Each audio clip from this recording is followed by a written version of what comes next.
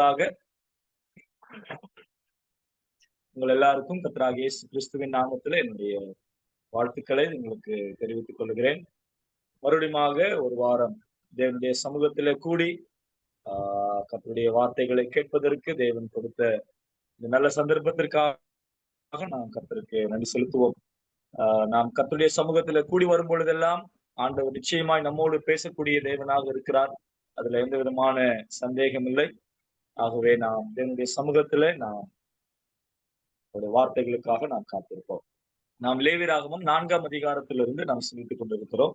அதிலே நம்ம சிந்திக்கக்கூடிய காரியம் பாவ நிவாரண பலியை குறித்து நாம் சிந்திக்கிறோம். இந்த 4ஆம் அதிகாரம் முழுவதிலேயும் அறியாமல் செய்யக்கூடிய பாவம், அந்த பாவத்திற்கான பரிகாரம் என்ன என்பதை குறித்து இங்கே ஆண்டவர் விளக்கத்தை கொடுக்கக்கூடியதாக நம்ம பார்த்தோம். கடந்த வாரத்துல யார் யாரெல்லாம் பாவம் செய்கிறார்கள், இந்த பாவத்துக்கு உட்படுகிறார்கள் என்பதான விஷயங்களை நாம் சிந்தித்தோம். ஒன்று, அபிஷேகம் பெற்ற ஆசாரியன் என்று நாம் பார்த்தோம். இரண்டாவது, இஸ்ரவேல் சபையார் என்று நாம் பார்த்தோம். மூன்றாவது, ஒரு பிரபு என்று சொல்லி நாம சிந்தித்தோம். நான்காவது, சாதாரண ஜனங்களில் ஒருவன் என்று சொல்லி நாம் சிந்தித்தோம். 4 விதமான கூட்டத்தாரை குறித்து சொல்லப்படக்கூடிய வார்த்தையா இருக்கிறது. நாம் சிந்தித்தோம்.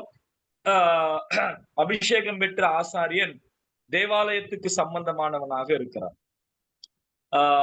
இஸ்ரவேல் சபையார் என்று சொல்லும் பொழுது மொத்த தேசத்தை குறிக்கக்கூடிய வார்த்தையாக இருக்கிறது. பிரபு என்று சொல்லும் பொழுது சிங்காசனத்தோட சம்பந்தப்பட்ட வார்த்தை. சாதாரண ஜனங்களில் ஒருவன் என்று சொன்னார் லேமன், ஒரு சாதாரண ஒருவன் என்பதை குறித்து நாம் சிந்தித்தோம். யார் பாவம் செய்தாலும் கர்த்தர் என்ன செய்யறதில்லை, விட்டு விடுகிறதில்லை. எல்லாரையும் கர்த்தர் என்ன செய்யறாரு, நியாயம் தீர்க்கிறார் என்பதை நாம் கவனித்தோம். அதுல நாம் பெரும்பகுதி இந்த அறியாமை என்ற வார்த்தை, கற்பனைகளை அறியாமல் என்ற வார்த்தையை குறித்து நாம் சிந்தித்தோம். அதுல குடும்பத்தினுடைய பொறுப்பு என்ன, சபையினுடைய பொறுப்பு என்ன என்பதை குறித்து நாம் கடந்த வகுப்பிலே நாம் சிந்தித்தோம். இன்றைக்கு நாம் அந்த முதல் பகுதியாக எப்படியாக யாரெல்லாம் எந்தெந்த வகையிலே பாவம் செய்கிறார்கள் என்பதான விஷயத்தை இங்கே சொல்லக்கூடிய வார்த்தையாக இருக்கிறது. அவைகளை நாம் இப்பொழுது சிந்திக்கலாம். 4ஆம் அதிகாரம் முதல் 3 வசனங்களை நாம் வாசிக்க கேட்போம். 4ஆம் அதிகாரம் முதல் 3 வசனம். பின்னும் கர்த்தர் மோசேயை நோக்கி, நீ இஸ்ரவேல் புத்திரரிடத்தில் சொல்ல வேண்டியது என்னவென்றால், ஒருவன் கர்த்தருடைய கட்டளைகளில் யாதொன்றை அறியாமையினால் மீறி செய்ய தகாததை செய்து பாவத்துக்கு உட்பட்டால் அறிய வேண்டியதாவது, அபிஷேகம் பெற்ற ஆசாரியன் ஜனங்கள் குற்றத்திற்கு உட்படத்தக்கதாக பாவம் செய்தால் தான் செய்த பாவத்து நிமித்தம் பழுதற்ற ஒரு இளங்காளையை பாவ நிவாரண பலியாக கர்த்தருடைய சந்நிதியில் கொண்டு வர கடவன். முதலாவது அபிஷேகம் பெற்ற ஆசாரியன் என்ற வார்த்தையை இங்கே சொல்லக்கூடியதாக நாம் இங்கே பார்க்கிறோம். அபிஷேகம் பெற்ற ஆசாரியன் என்று சொல்லும் பொழுது பிரதான ஆசாரியரை குறிக்கக்கூடிய வார்த்தையாக இருக்கிறது. அதாவது பொதுவாக ஆசாரியர்கள் நியமிக்கப்படுகிறது உண்டு. ஆனால் அபிஷேகம் பெற்ற ஆசாரியன் என்று சொல்லும் பொழுது அது பிரதான ஆசாரியரை குறிக்கக்கூடிய வார்த்தையா இருக்கிறது. இந்த அதிகாரத்துல இன்னும் பிரதான ஆசாரியர் என்ன செய்யப்படல, அபிஷேகம் பண்ணப்படல. 8ஆம் அதிகாரத்துக்கு வரும் பொழுது முதல் பிரதான ஆசாரியராக ஆரோன் என்ன செய்தாரு, அபிஷேகம் பண்ணப்படக்கூடிய வார்த்தையா இருக்கிறது. ஆனால் இந்த இடத்துல ஆரோனுக்கு மட்டுமல்ல, இனி வரக்கூடிய காலத்துல அபிஷேகம் பெற்ற ஆசாரியனுக்கு உரிய ஒரு நிபந்தனையை அல்லது கட்டளையை இந்த இடத்துல சொல்லக்கூடிய வார்த்தையாக நாம் அங்கே பார்க்கின்றோம். இங்க கவனிக்க வேண்டிய ஒரு முக்கியமான வார்த்தை என்னவென்று சொன்னால், இந்த பிரதான ஆசாரியன் அல்லது அபிஷேகம் பெற்ற ஆசாரியன் என்பவன், நல்லா கவனிங்க, மொத்த இஸ்ரவேலுக்காக தேவனுடைய சமூகத்திலே நிற்கிற ஒரு ரெப்ரசன்டேட்டிவாக இருக்கின்றார். நான் சொல்றது கவனிக்கிறீங்களா? சமஸ்த இஸ்ரவேலுக்காக தேவனுடைய சமூகத்திலே நிற்கக்கூடிய ஜனங்களின் பிரதிநிதியாக இருப்பவர் தான் இந்த பிரதான ஆசாரியன் அல்லது அபிஷேகம் பெற்ற ஆசாரியன் என்பதை நாம் கவனிக்க வேண்டியவர்களாக இருக்கின்றோம்.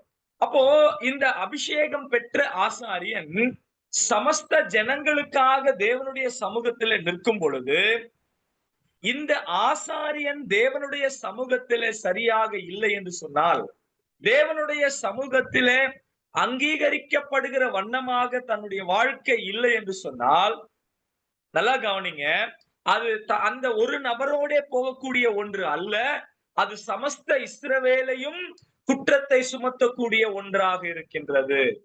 ஏனென்று சொன்னால், சமஸ்த இஸ்ரவேலுக்காகத்தான் அவர் எங்க போறாரு?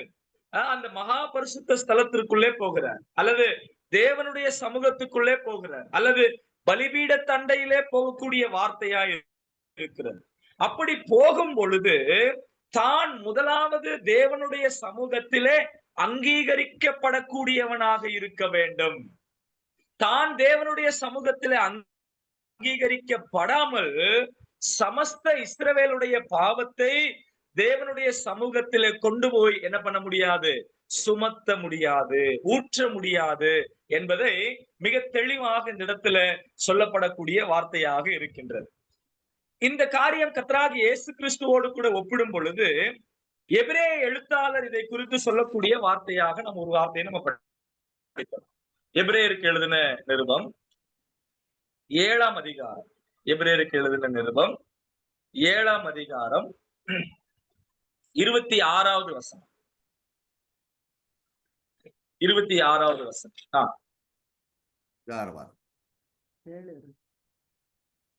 பரிசுத்தரும் குற்றமற்றவரும் மாசில்லாதவரும் பாவிகளுக்கு விலகினவரும் வானங்களில் உயர்ந்தவருமாய் இருக்கிற இவ்விதமான பிரதான ஆசாரியரே நமக்கு ஏற்றவராய் இருக்கிறார். 27 கூட வாசிக்கலாம். ஒரு பிரதான ஆசாரியர்களைப் போல முன்பு சொந்த பாவங்களுக்காகவும் பின்பு ஜனங்களுடைய பாவங்களுக்காகவும் நாடோறும் பலியிட வேண்டுவதில்லை, ஏனெனில் தம்மைத்தாமே பலியிட்டதினாலே இதை ஒரே தரம் செய்து முடித்தார். இந்த இடத்துல நாம ஒரே இந்த பிரதான ஆசாரியரே நமக்கு ஏற்றவராய் இருக்கிறார் என்று சொல்லுகிறதை பார்க்கிறோம். அப்போ ஏற்றவராய் இருக்கிறார் அப்படின்னா என்ன அர்த்தம்? பழைய ஏற்பாட்டினுடைய பிரதான ஆசாரியர்களை போல இந்த பிரதான ஆசாரியர் குறைவுள்ளவராக இல்லை. சோ எந்த விதத்திலேயும் இவர் தேவனுக்கு முன்பதாக நிற்கும் பொழுது அவர் குறைவுள்ளவராக இல்லை. அங்கே ஒரு சில வார்த்தைகளை அவரை குறித்து சொல்லப்பட்டிருக்கிறது. ஒன்று பரிசுத்தர், இரண்டாவது குற்றமற்றவர், மூன்றாவது மாசில்லாதவர், நான்காவது பாவிகளுக்கு விலகினவர் என்று சொல்லப்படுகிறது. கடைசியாக வானங்களிலும் உயர்ந்தவருமாயிருக்கிற இவ்விதமான பிரதான ஆசாரியர். அந்த வானங்களிலும் உயர்ந்தவர் அப்படின்னு சொல்லுகிற அந்த வார்த்தை ரொம்ப முக்கியமான வார்த்தை. என்ன அப்படின்னு சொன்னா, இந்த பூமிக்குரிய பிரதான ஆசாரியர்கள் கைகளினால் செய்யப்பட்ட ஆசரிப்பு கூடாரத்துக்குள்ளே போகக்கூடியவர்களாக இருக்கிறார். அதாவது நிழலா இருக்கக்கூடிய பரிசுத்த ஸ்தலத்திற்குள்ளே போகிறவர்கள் தான் இந்த பூமிக்குரிய பிரதான ஆசாரியர்களா இருக்கிறார். ஆனால் நம்முடைய கர்த்தராகிய இயேசு கிறிஸ்துவானவர் வானங்களின் வழியாய் ஏறினவர். அப்படின்னா என்ன அர்த்தம்? அவர் நேரடியான பரிசுத்த ஸ்தலத்திற்குள்ளே சென்று நம்முடைய பாவ பரிகாரத்தை நிறைவேற்றியவராக இருக்கிறார் என்பதை நாம் இந்த இடத்துல கவனிக்க வேண்டியவர்களாக இருக்கின்றோம். இந்த இடத்துல ஒரு கேள்வி கேட்கலாம்னு நினைக்கிறேன். யார் வேணாலும் அன்மியூட் பண்ணி நீங்க பதில் சொல்லலாம். இயேசு கிறிஸ்துவானவர், அதாவது நாம் எல்லாருமே பாவிகள், பிசாசானவனுக்கு அடிமைகளாக இருக்கிறோம்.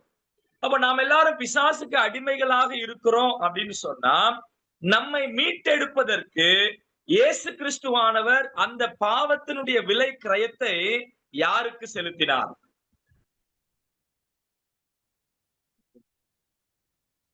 யார் வேணாலும் அன்மியூட் பண்ணி நீங்க பதில் சொல்லலாம்.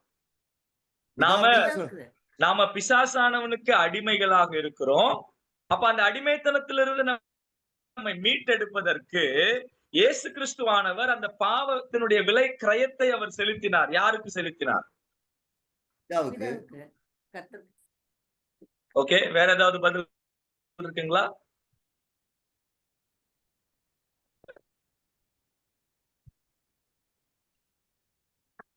எதுக்கு அமைதியா இருந்தா நல்லதா இருக்குன்னு சொல்லிட்டு எல்லாருமே அமைதியா இருக்கிறீங்கன்னு புரியுது. வேற யாராவது ஓகே, நல்லா கவனிங்க. இப்படி ஒரு கள்ள போதனை ஒன்று இருக்கிறது. என்ன கள்ள போதனைனா, விலைக்கிரயத்தை பிசாசானவனுக்கு ஆண்டவர் செலுத்தினார் அப்படின்ற ஒரு தவறான உபதேசம் இருக்கிறது.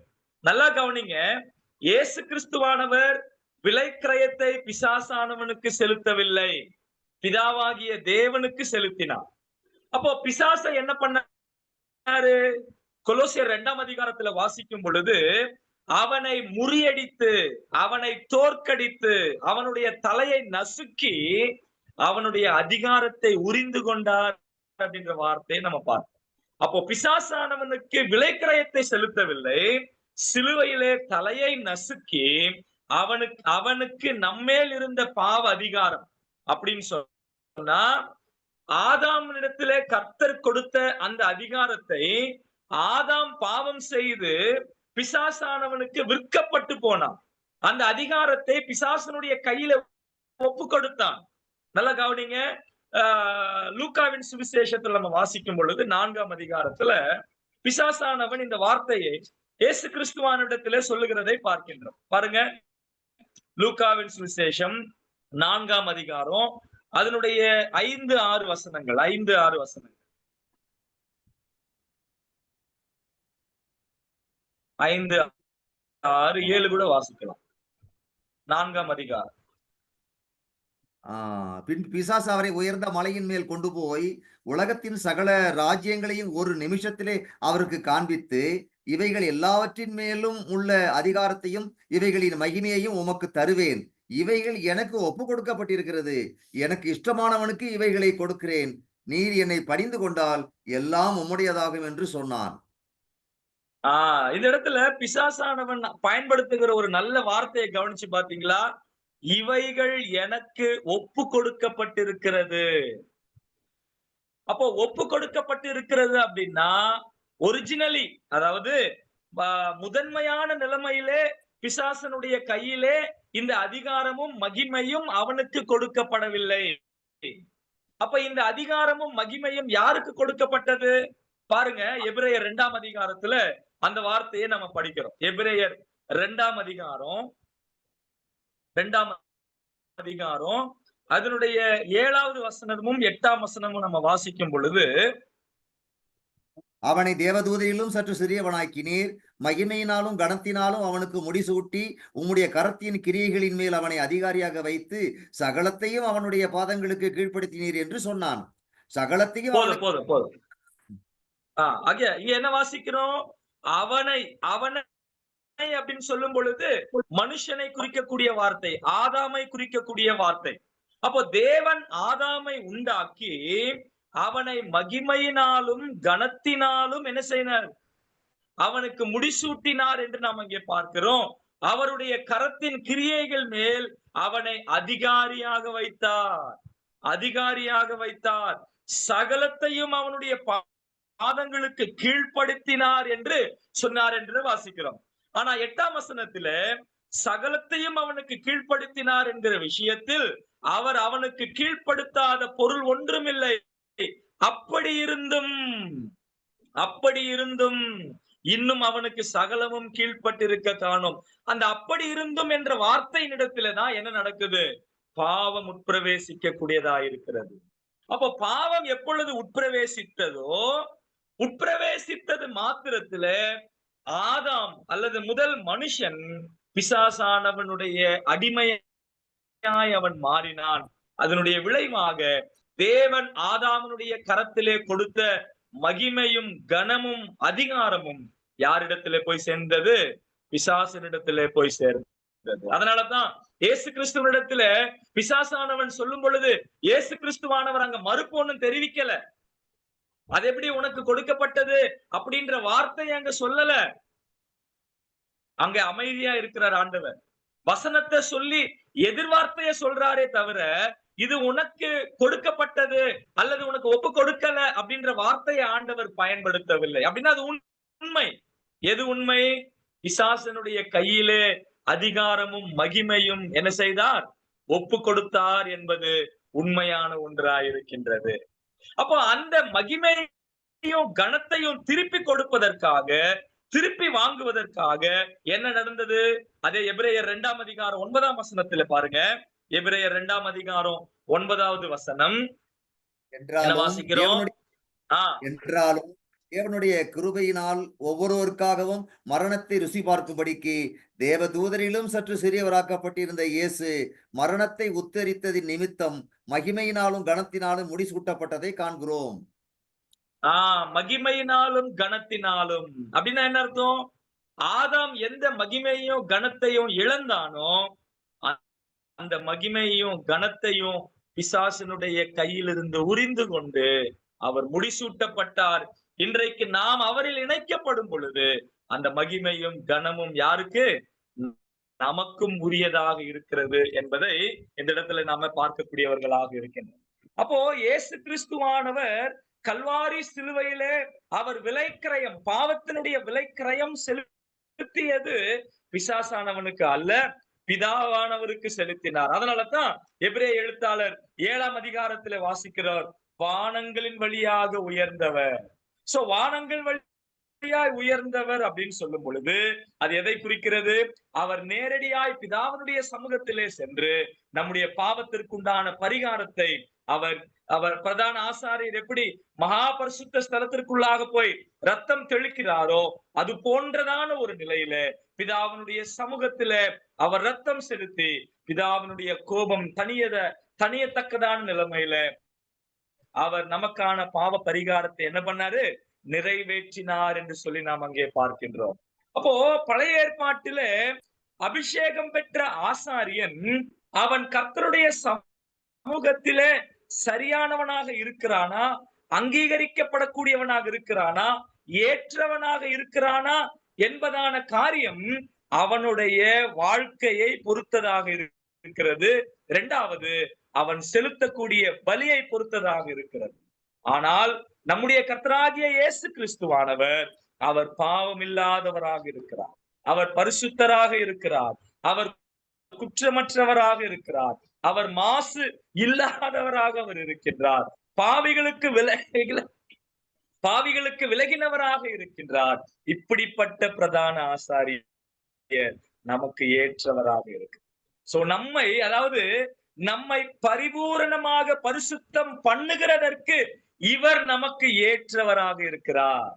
அப்போ பழைய ஏற்பாட்டினுடைய பிரதான ஆசாரியர்கள், பழைய ஏற்பாட்டிலே அபிஷேகம் பெற்ற அந்த ஆசாரியர்கள் நம்மை முற்றிலுமாக பரிசுத்தம் பண்ணுகிறதற்கு அவர்களால் இயலாதவர்களாக இருக்கிறார்கள். சோ அவர்களால் இயலாததினாலே கர்த்தராகிய இயேசு கிறிஸ்துவானவர் அவர் புது உடன்படிக்கையின்படியாக நம்முடைய பிரதான ஆசாரியராய், இன்னும் சொல்ல போனா அதே எபிரேயர் 7ஆம் அதிகாரத்துல அவருக்கு ஒரு பெயர் கொடுக்கப்படுகிறது, மகா பிரதான ஆசாரியர் என்ற வார்த்தை அவருக்கு கொடுக்கப்படக்கூடியதாக நாம் அங்கே பார்க்கின்றோம். மகா பிரதான ஆசாரியர் பாருங்க, எபிரேயருக்கு எழுதின நிருபம் 4ஆம் அதிகாரம் அதனுடைய 14வது வசனம். 4ஆம் அதிகாரம் 14வது வசனம்.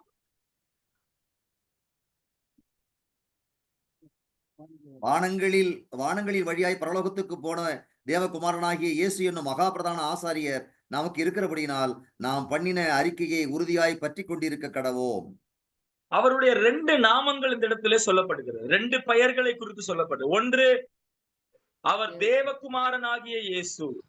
அங்க 2 காரியங்கள் பார்க்கிறோம். ஒன்னு தேவகுமாரன் என்று பார்க்கிறோம், 2 இயேசு என்ற பெயரை நாம் பார்க்கிறோம். அப்போ நம்முடைய மகா பிரதான ஆசாரியர் தேவகுமாரனாக இருக்கிறார் அப்படின்னா அவர் 100% தேவனாக இருக்கிறார். நம்முடைய மகா பிரதான ஆசாரியர் இயேசுவாக இருக்கிறார் அப்படின்னா அவர் 100% மனிதனாக அவர் இருக்கின்றார். அதாவது தமது ஜனங்களின் பாவத்தை நீக்கும்படியான இரட்சகராக அவர் இருக்கிறார் என்று இயேசு என்ற பெயருக்கான அர்த்தமாக இருக்கின்றது. அப்ப நம்முடைய இயேசு கிறிஸ்துவானவர், நல்லா கவனிங்க, மத்தியஸ்தம் பண்ணக்கூடிய நிலைமையில he can represent both the parties. அவர் 2 விதங்களிலே அவர் பிரதிநிதி பண்ணக்கூடியவராக இருக்கிறார். அவர் தெய்வத்தின் சார்பிலேயும் நிற்கின்றார், அவர் மனுஷனுடைய சார்பிலேயும் நிற்கின்றார். கவனிக்கிறீங்களா? இந்த உலகத்தினுடைய எந்த பிரதான ஆசாரியர்களும் தெய்வத்தின் சார்பிலே நிற்கக்கூடியவர்களாக இல்லை.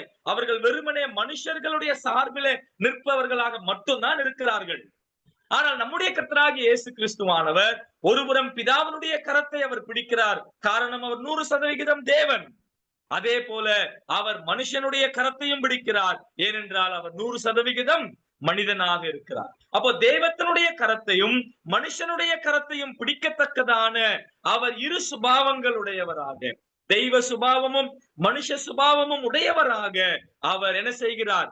தேவனையும் மனுஷனையும் இணைக்கக்கூடிய, மத்தியஸ்தம் பண்ணக்கூடிய ஆண்டவராக நம்முடைய கர்த்தராகிய இயேசு கிறிஸ்துவானவர். இப்படிப்பட்ட மகா பிரதான ஆசாரியரே. சோ அவர் வெறும் பிரதான ஆசாரியர் அல்ல, அவர் மகா பிரதான ஆசாரியராக இருக்கின்றார். அப்ப அவர் மகா பிரதான ஆசாரியரா இருக்கிறார் அப்படின்னு சொல்லும் பொழுது, இப்ப 16வது வசனம் வாசிங்க. எபிரேயர் 4:16 நம்ம வாசிக்கும் பொழுது, நாம் இரக்கத்தை பெறவும் ஏற்ற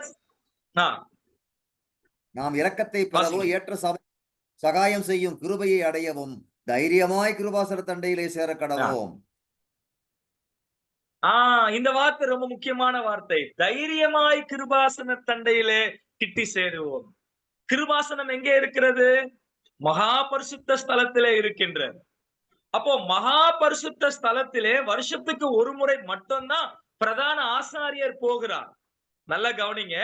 அந்த பிரதான ஆசாரியர் வருஷத்துக்கு ஒரு முறை போனாலுமே அவர் தைரியமாய் போகிறதில்லை, பயத்தோடும் நடுக்கத்தோடும் போகக்கூடியவராக இருக்கிறார். அவர் கர்த்தருடைய சமூகத்தில அந்த கிருபாசன தண்டையில போகிறதற்கு முன்பதாக, தான் போவதற்கு முன்பு புகை மண்டலம் உள்ளே நிரப்பப்படுகிறது. தூபம் போட்டுக்கொண்டே அவர் உள்ளே செல்ல வேண்டும். அவர் உள்ளே போவதற்கு முன்பதாக அந்த மகா பரிசுத்த ஸ்தலத்தை தூபம் நிரப்புகிறது. புகை மண்டலத்தினால் நிரப்பப்படுகின்றது. புகை மண்டலம் நிரப்பப்பட்ட பிறகு அவர் உள்ளே செல்லுகிறார். அவர் உள்ளே போகும் பொழுது அந்த கிருபாசனத்தை அவர் நேரடியாக தெளிவாக பார்க்க முடியாது. அவர் தெளிவாக பார்க்க முடியாது. ஏனால் புகை மண்டலம் நிரம்பி இருக்கின்றது. அவர் உள்ளே போகும் பொழுது பயத்தோடு நடுக்கத்தோடு போகக்கூடியவராக இருக்கிறார். காரணம், அவர் வெளியே வருகிறதற்கு அவர் ஏற்ற நிலைமையில இருக்கிறாரா இல்லையா என்பதான ஒரு 100% கான்பிடன்ஸ் அவருக்கு இல்லாததினாலே. ஆனால் இங்க என்ன சொல்றாரு? நம்மை பார்த்து சொல்லக்கூடிய வார்த்தை என்ன வார்த்தை? நீங்கள் தைரியமாய் கிருபாசன தண்டையிலே சேர கடவோம். இப்போ இந்த வார்த்தைய ஒரு யூதனுக்கு சொல்லும் பொழுது கொஞ்சம் யோசித்து பாருங்க. அந்த யூதன் எப்படி இதை புரிந்து கொள்ளுவான்? ஏன்னா 12 கோத்திரத்தில 11 கோத்திரத்தார் அந்த ஆசரிப்பு கூடார வாசல் வரைக்கும் தான் போக முடியும். வாசலை தாண்டி உள்ளே போக முடியாது. 11 கோத்திரத்தார், லேவி கோத்திரத்தை தவிர. இந்த லேவி கோத்திரத்திலேயும் கூட நல்லா கவனிங்க, 3 சந்ததிகளிலே ஒரே ஒரு சந்ததியர் தான் ஆசாரியர்களாக இருக்கிறார்கள். மற்றவர்கள் அந்த காவல் காக்கிறவர்கள், அந்த பொருட்களை சுமக்கிறவர்கள், இப்பேற்பட்ட வேலைகளை செய்யக்கூடியவர்களாக இருக்கிறார்களே தவிர ஒரே ஒரு குடும்பத்தார் மாத்திரம்தான், கோகாத்தியர்கள் மட்டும்தான் ஆசாரிய குடும்பமாய் இருக்கிறார்கள். அந்த கோகாத்திய குடும்பத்திலேயும் கூட ஆரோனுடைய குடும்பத்தார் மட்டும்தான் பிரதான ஆசாரியராக இருக்க முடியும். அப்போ நல்லா கவனிங்க, பலிபீட தண்டையிலே லேவியர்களாக இருந்தாலும் எல்லாரும் போக முடியாது. அந்த கோகாத்தியர் மட்டும்தான் உள்ள போக முடியும். ஆனா ஆசாரியர்கள் என்று சொல்லும் பொழுது, பிரதான ஆசாரியர் என்று சொல்லும் பொழுது ஆரோனுடைய குடும்பத்தார் மட்டும்தான் உள்ள போகக்கூடியதாக நாம் அங்கே பார்க்கிறோம். பிரியமானவர்களை யோசித்து பாருங்க. இப்ப இந்த வார்த்தை எபிரேய எழுத்தாளர் சொல்லும் பொழுது, ரட்சிக்கப்பட்ட யூத பின்னணியிலிருந்து வந்த விசுவாசிகள் நீங்க தைரியமா கிருபாசன தண்டைக்கு வாங்க அப்படின்னு சொல்லும் பொழுது அதனுடைய அர்த்தம் அவர்களுக்கு நன்றாக புரியும். என்ன காரணம்? வருஷத்துக்கு ஒரு முறை இந்த பிரதான ஆசாரியர் உள்ள போகும் போதே பயத்தோடு நடுக்கத்தோட போகிறார் அப்படின்னா நாம எப்படி போக முடியும்? எப்படி போக முடியும் அப்படின்னா நம்முடைய பிரதான, நல்லா கவனிங்க, பழைய ஏற்பாட்டு பிரதான ஆசாரியர்கள் போவதும் வருவதுமாக இருந்தார்கள். புரியுதுங்களா? பிரதான ஆசாரியர் மகா பரிசுத்த ஸ்தலத்திற்குள்ளாக போவார்கள். அந்த வருஷத்துக்கான அந்த நியமங்களை முடித்துவிட்டு மறுபடியும் வெளியே வருவார்கள், அடுத்த வருஷத்துக்கு திரும்பி போகிறதற்கு. ஆனால் நம்முடைய கர்த்தராகிய இயேசு கிறிஸ்துவானவர் மகா பரிசுத்த ஸ்தலத்திற்குள்ளாக சென்று அங்கே உட்கார்ந்தார். எபிரேய நிருபத்தினுடைய முக்கியமான ஒரு கான்செப்ட் அவர் பிதாவினுடைய சமூகத்திலே அவர் போய் உட்கார்ந்தார். அதாவது பழைய ஏற்பாட்டு பிரதான ஆசாரியர்கள் மகா பரிசுத்த ஸ்தலத்திற்கு செல்லும் பொழுது அவர்களால் உட்கார முடியாது, ஏன்னா அங்க சேர் இல்ல. ஆனா அதே நேரத்துல நம்ம கவனிக்க வேண்டிய விஷயம் என்னன்னா, அவர்கள் அதாவது முடிக்க முடியாத ஒரு பரிகாரத்தை அவர்கள் செலுத்திக் கொண்டிருந்தார்கள். பரிபூரணமாக்க முடியாத ஒரு பலியை அவர்கள் செலுத்திக் கொண்டிருந்ததினாலே அவர்கள் நாடோறும் செலுத்த வேண்டியதாக இருந்தது. நீங்க பிற்பாடு எபிரேயர் 7ஆம் அதிகாரத்தை நீங்க வாசிங்க, அதனுடைய காரியங்கள் உங்களுக்கு விளக்கமாக அது புரியும். அவர்கள் நாடோறும் பரிபூரணமாக்க முடியாத பலியை செலுத்திக் கொண்டிருந்தார்கள். ஆனால் நம்முடைய கர்த்தராகிய இயேசு கிறிஸ்துவானவர் அவர் பரிபூரணமான பலியை செலுத்தி ஒரே தரம் செலுத்தி தீர்த்து அவர் பிதாவினுடைய சமூகத்திலே உட்கார்ந்தார். இப்போ நான் அவருடைய சமூகத்துக்குள்ளாக போகிறதற்கு எனக்கு என்ன தைரியம் அப்படின்னா, அவர் அங்கே இருக்கின்றார். அவர் அங்கே உட்கார்ந்து இருக்கிறதுனால நான் இன்றைக்கு தைரியமா எங்க வர முடியும்? கிருபாசன தண்டைக்கு வர முடியும். இதுல என்ன விசேஷம் அப்படின்னா, ஒரு யூதனானவன் உள்ளே போகிறதற்கு இவ்வளவு யோசிக்கும் பொழுது புறஜாதிகளா இருக்கக்கூடிய நாம கிருபாசன தண்டையில போகிறது நம்மளால யோசிக்க முடியுதுங்களா? ஏன்னா நாம யாரு? புறஜாதிகள், தீட்டு என்று சொல்லக்கூடியவர்கள், பாளையத்துக்கு புறம்பானவர்கள். கொஞ்சம் யோசித்து பாருங்க, ஒரு இஸ்ரவேலன் தீட்டு ஆனா அப்படின்னா அவன் பாளையத்துக்கு புறம்பாக வருவான். ஆனா தீட்டு கழிஞ்சதுக்கு அப்புறம் பாளையத்துக்குள்ள வந்துருவான். ஆனா நாம எப்பவுமே பாளையத்துக்குள்ள வர முடியாது. நாம் எப்பொழுதுமே யூதர்களாலே, இஸ்ரவேலர்களாலே தீட்டானவர்கள் என்று எண்ணப்பட்டவர்களாக நாம் இருந்தோம். நன்மையான சகோதரனே, சகோதரிகளே, இதை நாம் புரிந்து கொள்ள வேண்டியவர்களாக இருக்கும். நாம் ஒருபோதும் எபேசியர்ல சொல்லும் பொழுது நாம் தூரமாயிருந்த நம்மை சமீபமாக்கினார் அப்படின்ற வார்த்தையை பார்ப்போம். அப்போ தூரமாயிருந்தவர்கள் அப்படின்னு சொல்லும் பொழுது நாம் எதுக்கெல்லாம் தூரமாயிருந்தோம்? தேவாலயத்துக்கு தூரமாயிருந்தோம், பலிபீடத்துக்கு தூரமாயிருந்தோம், மகா பரிசுத்த ஸ்தலத்திற்கு தூரமாயிருந்தோம், பாளையத்துக்கு தூரமாயிருந்தோம். ஆனால் நம்முடைய கர்த்தராகிய இயேசு கிறிஸ்துவானவர் இருதிருத்தாரையும் ஒன்றாக்கி இன்றைக்கு நமக்கும் கூட கிருபாசன தண்டையிலே கிட்டி சேருகிற இந்த மேன்மையான வாக்கியத்தை அவர் நமக்கு கொடுத்திருக்கிறார். எவ்வளவு அருமையான ஒரு காரியம், எவ்வளவு ஒரு மேன்மையான ஒரு ஒரு ஆசீர்வாதத்தை கர்த்தராகிய இயேசு கிறிஸ்து மூலமாக நாம் பெற்றிருக்கிறோம். நீங்க தைரியமா வாங்க கிருபாசனம். அந்த தைரியத்தை பழைய ஏற்பாட்டில் இருக்கக்கூடிய பிரதான ஆசாரியர்களால் கொடுக்க முடியவில்லை. ஏன்னா அவங்க போகும்போதே எப்படிதான் போனாங்க? நடுக்கத்தோடும் பயத்தோடும் போனார்கள். அதனாலதான் இங்கே நாம சொல்லக்கூடிய ஒரு வார்த்தையை நாம் அங்கே பார்க்கிறோம். அபிஷேகம் பெற்ற ஆசாரியன் என்று சொல்லி இங்க சொல்லக்கூடிய வார்த்தை லேவியராகமம் 4ஆம் அதிகாரம் 3வது வசனத்துல இங்க ஒரு குறிப்பை நாம் அங்கே பார்க்கிறோம். அபிஷேகம் பெற்ற ஆசாரியன் ஜனங்கள் குற்றத்திற்கு உட்படத்தக்கதாக பாவம் செய்தார்.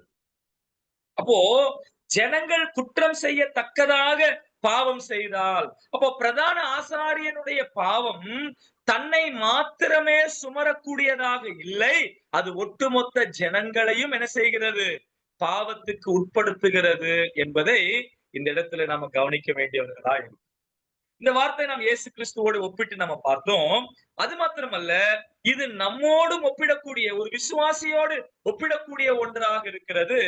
முக்கியமாக சபையை நடத்தக்கூடிய தலைவர்கள் இதுல கவனமாக இருக்க வேண்டியவர்களாக நாம் இருக்கிறோம். நாம் தவறு செய்து நாம் விலகும் பொழுது அதை நம்மை மாத்திரமே அல்ல, நம்முடைய மொத்த சபையையும் என்ன செய்கிறது? அது பாதிக்கக்கூடியதாக இருக்கிறது. இதுல விசுவாசிகளும் அடங்குவார்கள். ஒரு விசுவாசி பாவம் செய்யும் பொழுது அது எல்லாருக்கும் தெரிய வருமே என்று சொன்னால் அது ஒட்டுமொத்த சபையையும் என்ன செய்கிறது? பாதிக்கக்கூடியதா இருக்கு. ஏன்னா புதிய ஏற்பாடுல பிரதான ஆசாரியர்கள் யாருமே இல்ல. எல்லாருமே யாராதான் இருக்கிறாங்க? ஆசாரியர்களாகத்தான் இருக்கிறாங்க. அப்ப எல்லாரும் ஆசாரியர்கள் அப்படின்னு சொன்னா நாம கவனிக்க வேண்டிய ஒரு வார்த்தை, நாம் கூடி வரக்கூடிய ஸ்தல சபையிலே நான் செய்கிற பாவமானது மற்ற விசுவாசிகளையும் ஒட்டுமொத்த சபையையும் என்ன செய்கிறது? அது பாதிப்புக்குள்ளாக்கக்கூடியதா இருக்கு. சாட்சி கேடு உண்டாக்கக்கூடியதாக இருக்கிறது. 1 கொரிந்தியர் 5ஆம் அதிகாரத்துல ஒருவன் தன்னுடைய தகப்பனுடைய மனைவியை வைத்திருக்கிறான் என்று பிரசித்தமாய் பேசப்பட்டது அப்படின்னு பவுல் சொல்லக்கூடிய வார்த்தையா இருக்கு. பிரசித்தமாய் பேசப்பட்டதுன்னா என்ன அர்த்தம்? சபையில் அல்ல, சமுதாயத்திலே பேசப்பட்டது. அப்போ சமுதாயத்திலே பேசப்பட்டது பவுலுடைய காது வரைக்கும் வந்து எட்டி இருக்கிறது. அப்படின்னா என்ன அர்த்தம்? பிரியமானவர்களே, யோசித்து பாருங்க. கொரிந்து சபையில நடக்கக்கூடிய அந்த காரியமானது அல்லது கொரிந்துவிலே நடக்கக்கூடிய காரியமானது எபேசுவில இருக்கக்கூடிய பவுலுக்கு காதுல வந்து படுகின்றது. அப்ப அந்த பாவமானது அவ்வளவு பிரசித்தமாய் பேசப்பட்டதாக நாம் அங்கே பார்க்கிறோம். இது என்ன கேடை உண்டாக்கியது அப்படின்னா, சாட்சி கேடை உண்டாக்கியது. ஸ்தல சபையினுடைய சாட்சி. அப்போ நான் பாவம் செய்கிறவனாக இருப்பேன் அப்படின்னு சொன்னா அது என்னை மட்டுமல்ல, அது என்னை மட்டுமல்ல, நான் சார்ந்து இருக்கக்கூடிய சபையையும் என்ன செய்கிறது? அதை பாதிக்கக்கூடியதாக. யோசித்து பாருங்களேன், நான் எவ்வளவு சீரியஸான ஒரு விஷயம், நம்ம கவனிக்க வேண்டிய ஒரு காரியம். யோசித்து பாருங்க. ஒருவேளை ஏதாவது ஒரு சபையில யாராவது ஒரு செய்யத்தகாத ஒரு தவறை செய்து ஒரு பாவம் செய்து அது வெளியே தெரியும் போது நீங்க கிறிஸ்தவங்க தானே பிரதர், நீங்க இதை செய்யலாமா அப்படின்னு கேட்கிறாங்க. ஒரு சில இடங்களில எனக்கு பர்சனலா தெரிஞ்ச விஷயத்தை நான் சொல்றேன். ஒரு ஊழியர் ஒரு 15-20 வருஷங்களுக்கு முன்னதாக செய்த பாவத்தினுடைய விளைவு இன்றைக்கும் அந்த கிராமத்தில அந்த சபையிலிருந்து அந்த ஊழியர் கடந்து போய்விட்டார். கடந்து போயிட்டார்னா வேறொரு இடத்துக்கு போயிட்டாரு. ஆனா இப்போ அந்த இடத்துல புதுசா ஒரு ஊழியர் சென்று அங்கே ஊழியத்தை தொடர்கிறதற்காக முயற்சி செய்யும் பொழுது அவர் போயிட்டாரு. ஆனா அவர் செய்த பாவத்தினுடைய பலன் விளைவு இன்றைக்கும் இந்த புது ஊழியர் அங்க போய் ஊழியத்தை ஆரம்பித்தாலும் சரி, அந்த விளைவு இன்றைக்கும் அவர் ஃபேஸ் பண்ண வேண்டியதாயிருக்கு. விசுவாசிகள் துணிச்சலோட தைரியமாக ஆலயத்துக்கு வரமாட்டேன்றாங்க. என்ன காரணம்? அன்றைக்கு அவர் செய்த அந்த பாவத்தினுடைய விளைவு. இந்த சர்ச்சுக்கா? ஓ, அந்த சர்ச்சுக்கு நாங்க அனுப்ப மாட்டோம், நாங்க வரமாட்டோம். என்ன காரணம்? இந்த செய்த பாவத்தினுடைய விளைவு. அப்போ நாம செய்யக்கூடிய பாவம் என்னுடைய ஸ்தல சபையை பாதிக்கிறது, ஊழியத்தை பாதிக்கிறது. எத்தனை பேர் நாம் அதை புரிந்து கொள்ளுகிறோம்? எத்தனை பேர் இதை உணர்கின்றோம்? இன்றைக்கு சோசியல் மீடியாவில் ஒரு பிரபலமான ஊழியர் ஒரு பாவத்தில பிடிபட்டவராக அரெஸ்ட் பண்ணப்பட்டிருக்கிறார். கொஞ்சம் யோசித்து பாருங்க. அவர் செய்த பாவம் அது பாவமா இல்லையா நமக்கு தெரியாது, அது நடந்ததா இல்லையான்னு தெரியாது. ஆனால் அதனுடைய விளைவு கிறிஸ்தவ உலகம் முழுவதும் அனுபவித்துக் கொண்டிருக்கிறது. இது எத்தனை பேர் மறுக்க முடியும்? இப்ப நான் செய்கிற பாவம் அது என்னோட மட்டும் போவது அல்ல, ஒட்டுமொத்த சபையையும் அது பாதிக்கக்கூடியதாக, ஒட்டுமொத்த கிறிஸ்தவ உலகத்தையும் அது குலுக்கக்கூடியதாக இருக்கின்றது. இதோ இங்கே அபிஷேகம் பெற்ற ஆசாரியன் என்று சொல்லக்கூடிய வார்த்தையை நீங்க நல்லா கவனிச்சு பாருங்களேன். ஜனங்களுடைய பிரதிநிதிகளாக எண்ணப்பட்ட ஒரு சிலரை நம்ம பார்க்கின்றோம். நெகேமியாவை பார்க்கிறோம், தானியேலை பார்க்கிறோம், எஸ்ராவை பார்க்கின்றோம். இவங்களெல்லாம் நீங்க கொஞ்சம் கவனிச்சு பாருங்க. அவங்க ஜெபம் பண்ணும் போது நாங்கள் பாவம் செய்தோம் அப்படின்னு சொல்றாங்க. பார்க்கலாமா அந்த வசனத்தை? நெகேமியாவின் புஸ்தகத்துக்கு வாங்க. நெகேமியாவின் புஸ்தகத்துக்கு வாங்க. 1ஆம் அதிகாரம்.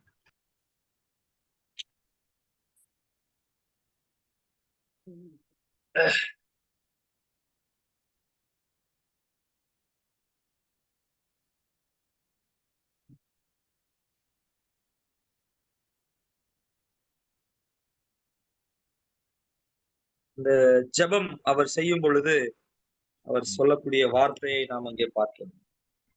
பாருங்க. 1:6 1:6 1:6 உமது அடியாராகிய இஸ்ரவேல் புத்திரருக்காக இன்று இரவும் பகலும் உமக்கு முன்பாக மன்றாடி இஸ்ரவேல் புத்திரராகிய நாங்கள் உமக்கு விரோதமாக செய்த பாவங்களை அறிக்கையிடுகிற அடியேனுடைய ஜெபத்தை கேட்கிறதற்கு உம்முடைய செவி கவனித்தும் உம்முடைய கண்கள் திறந்தும் இருப்பதாக. நானும் என் தகப்பன் வீட்டாரும் பாவம் செய்தோம். யோசிச்சு பாத்தீங்களா? நானும் என் தகப்பன் வீட்டாரும் பாவம் செய்தோம். நெகேமியா பாவம் பண்ணாரா? இஸ்ரவேல் ஜனங்கள் இந்த ஜெபமானது பாபிலோனிலே எடுக்கப்படக்கூடிய ஜெபமாக இருக்கிறது. எப்ப செய்கிறாரு? நல்லா கவனிங்க. 70 வருஷ உபத்திரவத்துக்கு பிறகு நாடு திரும்பி போயிட்டாங்க. 2 கூட்டத்தார் திரும்பி போயிட்டாங்க. 2 கூட்டத்தார் திரும்பி போனதுக்கு அப்புறமும் கூட அங்கே என்ன இல்ல, பாதுகாப்பு இல்லைன்னு சொல்லி திரும்பவும் பாபிலோனிக்கே போயிடலாம் அப்படின்னு திரும்பி வர்றாங்க. அப்ப திரும்பி பாபிலோனிக்கே வந்துடலாம்னு சொல்லி வந்த பொழுது அங்க நெகேமியா விசாரிக்கிறாரு, எப்படி இருக்கு எருசலேம் அப்படின்னா, அங்க பாதுகாப்பு இல்ல அப்படின்ற வார்த்தை அங்க கேட்கின்றது. எருசலேமை சுற்றிலுமான மதில்கள் சுட்டரிக்கப்பட்டிருக்கிறது, இடிக்கப்பட்டிருக்கிறது, அலங்கம் இல்லாமல் இருக்கிறது அப்படின்ற செய்தியை கேட்கும் பொழுது இப்ப அவர் ஜெபம் பண்றாரு, நானும் என் தகப்பன் வீட்டாரும் பாவம் செய்தோம். பிரியமானவர்களே,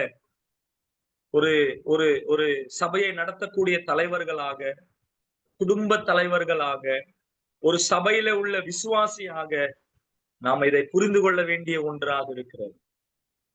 இதை நாம் என்ன செய்யறோம்? பகிர்ந்து கொள்ளக்கூடிய ஒன்றாக இருக்கு.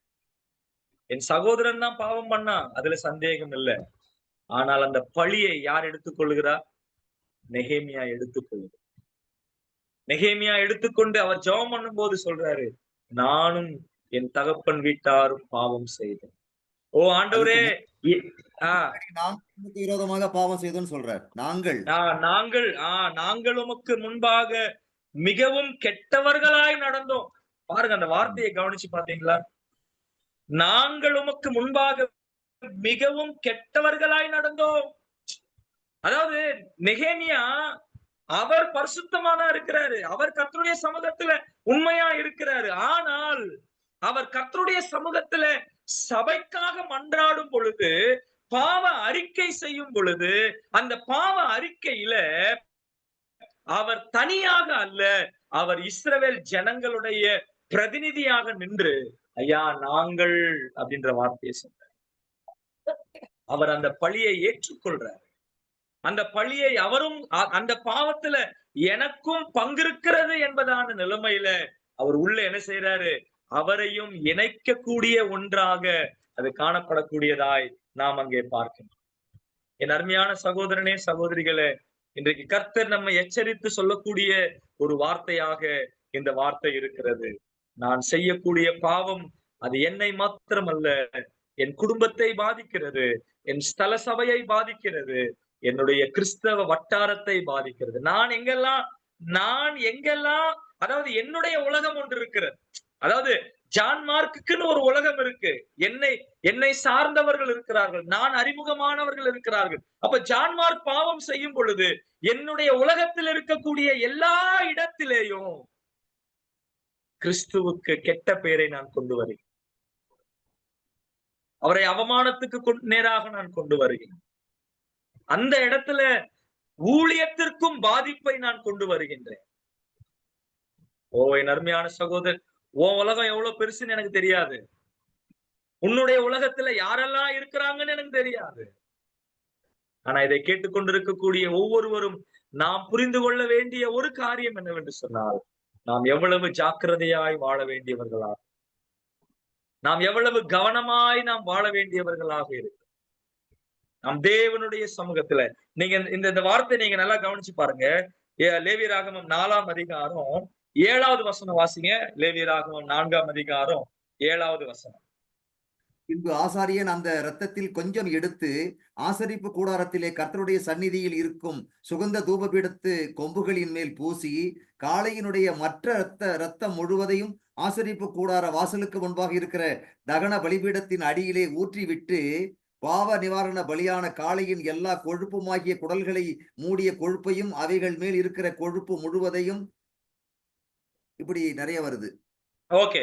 அந்த வார்த்தையை நீங்க கவனிச்சு பாருங்க. 7வது வசனத்துல நார்மலா இதுக்கு முன்னாடி படிச்ச பலிகளிலே ரத்தம் எடுத்து பலிபீடத்தின் மேல் தெளிக்க வேண்டும். பலிபீடத்தின் மேல் தெளித்து மீதியான ரத்தத்தை பலிபீடத்தின் அடியிலே தெளிக்க வேண்டும், ஊற்ற வேண்டும். இப்படித்தான் நம்ம பார்த்துக்கிட்டே இருக்கிறோம். ஆனா இந்த அபிஷேகம் பெற்ற ஆசாரியனுடைய பரிகாரம் செலுத்தும் பொழுது அந்த ரத்தமானது பலிபீடத்தின் மேல் தெளிக்கப்படவில்லை. எங்க தெளிக்கப்படுகிறது? ஆசரிப்பு கூடாரத்திலே கர்த்தருடைய சந்நிதியிலே இருக்கக்கூடிய சுகந்த தூபபீடம். என்ன காரணம்? இந்த ஆசாரியன் செய்யக்கூடிய ஊழிய இடம்தான் அந்த பரிசுத்த ஸ்தலம். அவன் தினந்தோறும் அந்த தூப பீடத்திலிருந்து தூப கலசத்தை எடுத்து என்ன செய்யணும்? அந்த தூபம் காட்ட வேண்டியவனா தினந்தோறும் தூபம் காட்ட வேண்டும் ஆசாரியர்கள். அப்ப நல்லா கவனிக்க வேண்டிய ஒரு காரியம் என்னவென்று சொன்னால், என்னுடைய ஊழியம் அது பாதிக்கக்கூடியதா இருக்கிறது. அதைத்தான் ஆண்டவர் என்ன செய்யறாரு? அந்த இடத்துல பரிசுத்தம் பண்ணுகிறதற்கு ஏற்றதான நிலைமையில கர்த்தருடைய சந்நிதியில இருக்கக்கூடிய தூப பீடத்தின் மேல் அந்த ரத்தமானது தெளிக்கப்படுகிறது. அதுக்கப்புறம் அந்த ரத்தத்தை கொண்டு மீதியான ரத்தத்தை பலிபீடத்திலே என்ன செய்யப்படுகிறது? கீழே ஊற்றப்படக்கூடியதா இருக்கிறது. ஓ என் அருமையான சகோதரனே, சகோதரிகள், நான் பாவம் செய்யும் பொழுது என்னுடைய ஊழியம் பாதிக்கப்படும். நான் கர்த்தருடைய சமூகத்துக்கு முன்பதாக என்னால் தைரியமாய் போக முடியாது. கர்த்தருடைய சமூகத்துக்கு முன்பதாக, அதாவது ஒரு ஆசாரியனாக நாம் ஏற்கனவே படிச்சோம். 1 பேதுரு 2:5 பரிசுத்த ஆசாரிய கூட்டம் என்று சொல்லப்பட்டிருக்கிறது. 1 பேதுரு 2:5 பரிசுத்த ஆசாரிய கூட்டம் என்று சொல்லப்பட்டிருக்கிறது. அதே 1 பேதுரு 2:9 ராஜரீக ஆசாரிய கூட்டம் என்று சொல்லப்பட்டிருக்கு. பரிசுத்த ஆசாரிய கூட்டமாக நான் தேவனுக்கு முன்பதாக நிற்க வேண்டும். ராஜரீக ஆசாரிய கூட்டமாக நான் மனுஷனுக்கு முன்பதாக நிற்க வேண்டும். சொல்ல புரியுதுங்களா? ஒன்று தேவனுக்கு முன்பதாய் நிற்கக்கூடிய ஆசாரியர்கள், 2 மனுஷருக்கு முன்பதாக நிற்கிற ஆசாரிய கூட்டம். அப்போ நான் பாவம் செய்யும் பொழுது என்னால தேவனுக்கு முன்பதாகவும் நிற்க முடியாது, என்னால மனுஷருக்கு முன்பதாகவும் நிற்க முடியாது. நாம் ஒரு முறை யோசித்து, அப்ப இந்த அபிஷேகம் பெற்ற ஆசாரியன் என்பதான நிலைமையில 2 காரியங்களை பார்த்தோம். ஒண்ணு, ஆண்டவர் அவர் பழைய ஏற்பாட்டு பிரதான ஆசாரியரை போல அல்ல, அவர் நமக்கு ஏற்ற பிரதான ஆசாரியர். நம்ம எல்லாரையும் பரிசுத்தம் பண்ணுகிறதற்கு அவர் ஏற்றவராக இருக்கிறார். இது ஒரு காரியத்தை நாம் கிறிஸ்துவோடு ஒப்பிட்டு நாம் நம்மோடு ஒப்பிடும் பொழுது இந்த அபிஷேகம் பெற்ற ஆசாரியன் பாவம் செய்யும் பொழுது அது அவனை மட்டும் பாதிக்கிறது அல்ல, சமஸ்த ஜனங்களையும் பாதிக்கக்கூடிய ஒன்றாக இருக்கு. அப்ப நாம எவ்வளவு கவனமா இருக்க வேண்டும் என்பதை குறித்து நாம் கற்றுக்கொண்ட பாடமாக இருக்கு. சோ நாம் தேவனுக்கு முன்பதாக நிற்க முடியாதவர்களாய் போகிறோம், ஜனங்களுக்கு முன்பதாக நிற்க முடியாதவர்களாக நாம் எவ்வளவு பரிசுத்தம் உள்ளவர்களாய், எவ்வளவு கவனம் உள்ளவர்களாய் நாம் வாழ வேண்டும் என்பதை இதிலிருந்து நாம் கற்றுக்கொள்கிறோம். அவ்விதமாய் வாழ கர்த்தர் நமக்கு உதவி செய்வார். Thank you brother. இப்பொழுது நம்முடைய சகோதரர் சுப்புராஜ் அவர்கள் ஜெபம் செய்து கூட்டத்தை நிறைவு செய்வார்கள். சகோதரர் சுப்புராஜ். ஜெபிக்கலாம். எங்களுக்கு துதிக்கிறோம், ஸ்தோத்திரிக்கிறோம். அருமையான மாலையை போல நாடு செலுத்துகிறோம். இந்த நாள் நோக்கத்தாவே நாங்கள் வேதாந்தத்திலிருந்து கத்தாவே பள்ளியில்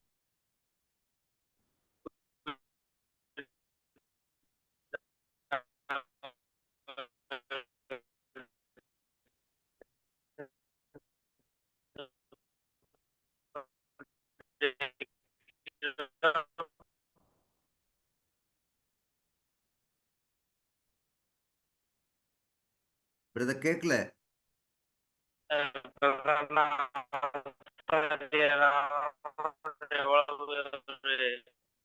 வாய்ந்த காணப்படுகிறார்கள். ஹலோ, கேட்கலையா? சரியா கேட்கல பிரதர். சரி, நீங்க அது உங்களுக்கு நெட்டு சரியில்லை.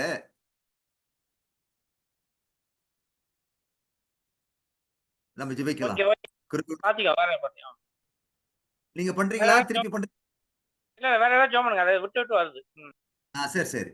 கிருபையுள்ள எங்க நல்ல பிதாவே, நாங்கள் நன்றியோடு உம்மை துதிக்கிறோம், ஸ்தோத்திரம் செலுத்துகிறோம். ஆண்டவரே, இப்பொழுதும் ஆண்டவரே நாங்கள் அந்த பாவ நிவாரணத்தை பற்றி நாங்கள் படித்துக் கொண்டிருக்கிறோம்.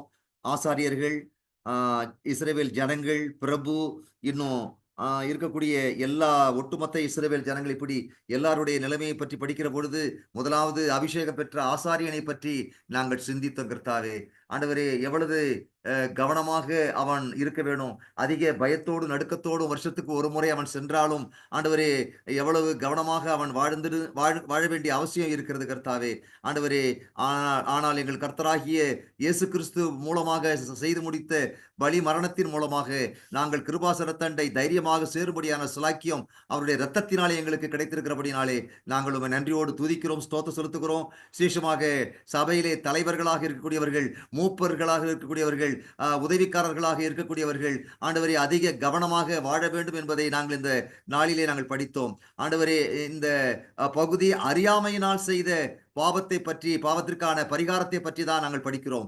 ஆனால் இன்றைக்கு உம்முடைய பிள்ளைகள் ஆண்டவரே ஊழியத்திலே ஈடுபடக்கூடியவர்கள் துணிகரமான பாவங்களிலே ஈடுபடுகிறதை அறிந்தும், கர்த்தரை அறிந்தும் ஆண்டவரே, எல்லாம் அறிந்தும் ஆண்டவரே துணிகரமான பாவங்களிலே ஈடுபடுகிறதை நாங்கள் இந்த நாட்களிலே இங்கும் அங்குமாக பார்க்கிறோம், நாங்கள் கேட்கிறோம்.